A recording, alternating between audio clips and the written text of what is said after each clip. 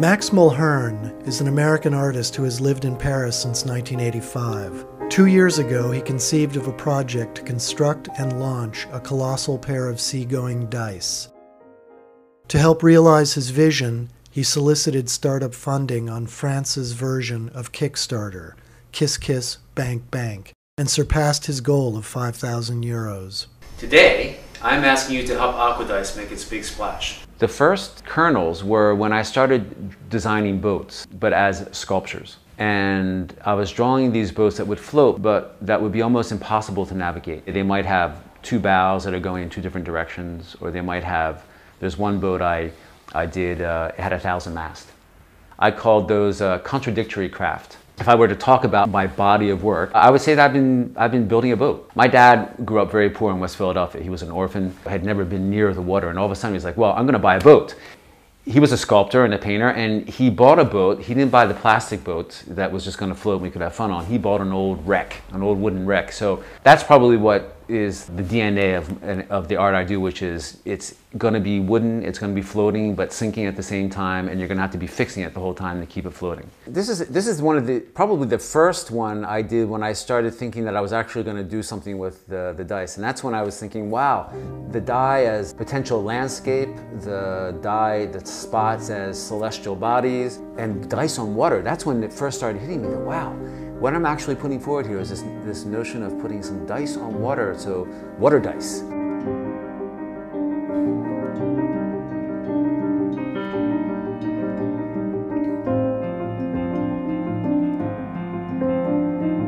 I chose the Canary Islands for launching dice for a few reasons. The main one being that it was the easiest place to drop them straight into the trade winds and into the Canary Current, because they're the motors to the dice. It's the best place to give them an unimpeded launch.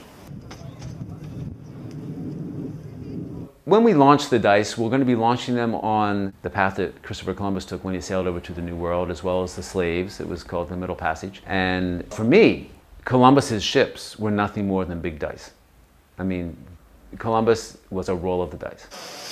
The Aqua dice, they're painted a bright fluorescent orange with blue spots. These are the colors of life-saving equipment on the high sea. So when a boat turns upside down or when there's a big storm, these colors are deployed so the boat can be found. I'm sitting here between the dice and I can feel the wind at my back. It's now finally turned around to the right direction, so I think we can launch in about 5 or 10 minutes. For me, these are they're two things at the same time. It's like a warning. Look at the financial crisis here in Europe. This is a warning. Don't speculate. Don't bet with your money. I mean, you have to get away from that because it brings down societies.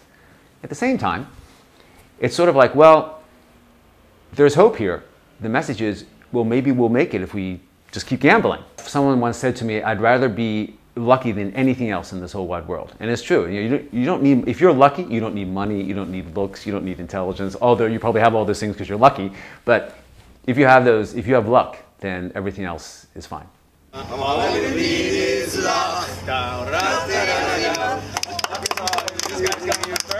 I'm not rolling the dice here with Aqua dice. What's happening is I'm placing them in nature's hands, as it were, and it's the waves and the winds and the currents that are going to do the pushing and the rolling and the deciding.